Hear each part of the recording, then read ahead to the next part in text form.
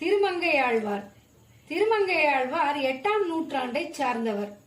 திருமங்கையாழ்வார் திருக்குறையலூர் என்ற ஊரில் நலவருடம் கார்த்திகை மாதம் கார்த்திகை நட்சத்திரத்தில் சோழ மன்னனின் படைத்தலைவர் ஆளிநாதன் வள்ளி திரு தம்பதியர்களுக்கு மகனாக பிறந்தார்.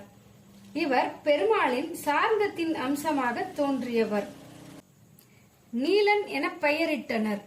இவர் சிறுவயது முதலேயே முறையாக கல்வியும் சமஸ்கிருதமும் கற்பித்ததோடு போர்க்கலைகளிலும் தேர்ச்சி பெற்றார்.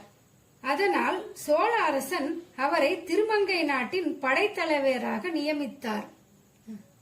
நாற்கவி பெருமாள் என்ற சிறந்த கவிஞரை தன் கவிதை திறனால் வென்று நாற்கவி பெருமாள் என பெயர் பெற்றார்.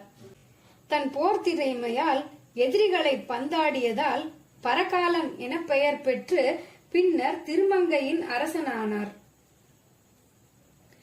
இது இப்படி இருக்க, சுமங்கலை என்ற தேவலோக பெண் கபில முனிவரின் சாபத்தால் திருமங்கையில் குமுதவல்லியாக பிறந்து வளர்ந்து வந்தாள். ஒருமுறை திருமங்கையார் நகர்வலம் செல்லும் போது பேரழகு மிக்க குமுதவல்லியை கண்டு அவளை மணக்க தீர்மானித்தார். அவளிடம் சென்று அவளை மணக்க விரும்புவதாக கூறியதும் குமுதவல்லி அதற்கு சம்மதித்தாள். ஆனால் ஒரு நிபந்தனையை வைத்தாள்.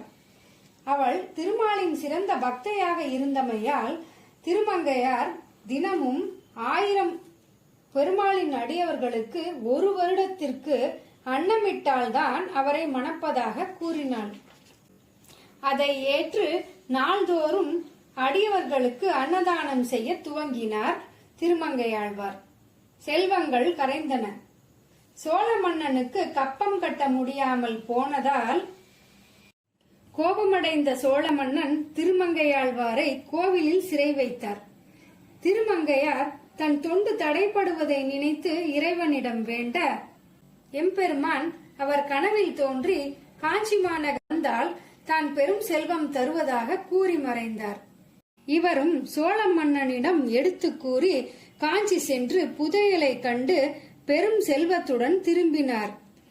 அவரின் பக்தியை உணர்ந்த சோழ மன்னன் வரிப்பணத்தை திருப்பித் தந்து அவர் தொண்டினை தொடருமாறு பணிந்தார். கொண்டு வந்த பெரும் செல்வமும் கரைய தன் தொண்டு பணி தொடர காடு வழியாக சென்ற செல்வந்தர்களிடம் கொள்ளையடித்து அப்பொருளை கொண்டு பெருமானின் அடியார்களுக்கு அன்னமிட்டார். கொள்ளையிட்ட பொருட்களை தன் தேவைகளுக்காக ஒருபோதும் எடுத்துக்கொள்ளாமல் அனைத்தையும் அடியவர்களின் அன்னமிடவே பயன்படுத்தினார். இவரை ஆட்கொள்ள எண்ணிய எம்பெருமான் புதுமண கோலத்தில் புடைசூழ காடு வழியாக வந்தார். மங்கையார் அவரை வழிமறித்து அவர்களிடம் இருந்து பொருட்களை எல்லாம் பறித்தார். அனைத்து நகைகளையும் கலற்றிய பின் மணமகனின் காலில் இருந்த காலாளி அவரை உறுத்தியது. அதையும் கலட்டி கொடுக்க கட்டளையிட்டான்.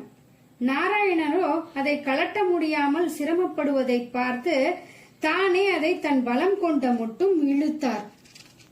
திருமங்கையாழ்வார் குனிந்து நகையை இழுத்து கொண்டிருக்கும் போது எம்பெருமான் அவர் தலை மீது தன் கையை வைத்து அவர் காதினுள் அஷ்டாட்சர மந்திரத்தை உபதேசம் செய்தார்.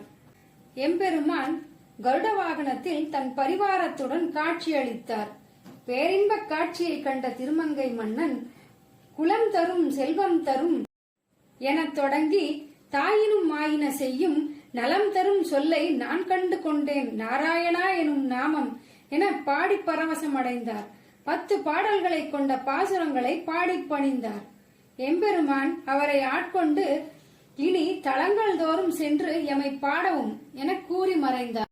அன்று முதல் 108 திவ்ய தேசங்களில் 85 திவ்ய தேசங்களில் மங்களாசாசனம் செய்துள்ளார். இவர் 6 பிரபந்தங்கள், பெரிய திருமொழி, சிறிய திருமடல், பெரிய திருமடல், திருநெடுந்தாண்டகம், திருக்குறுந்தாண்டகம் மற்றும் திருவெழுக்கூற்றிருக்கை எனும் பாசுரங்களை நமக்கு பாடி அருளினார். இவர் மொத்தம் 1137 பாசுரங்களை நமக்கு தந்தருளினார். ஸ்ரீரங்கநாதர் கோவிலில் மதில் சுவர் எழுப்பவும் உதவியுள்ளார். நம்மாழ்வாரின் பஞ்சலோக சிலையையும் தந்தருளினார்.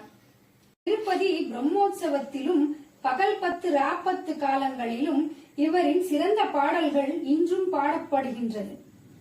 எத்தனை துன்பங்களும் தடைகளும் வந்த போதும் எம்பெருமானின் அடியவர்களுக்கு தொண்டாற்றிய திருமங்கையாழ்வாரை போல நாமும் நம்மால் முடிந்த தொண்டினை அடியவர்களுக்கும் எம்பெருமானுக்கும் செய்து அரங்கனின் அருளை பெறுவோமாக. ஓம் நமோ நாராயணாய.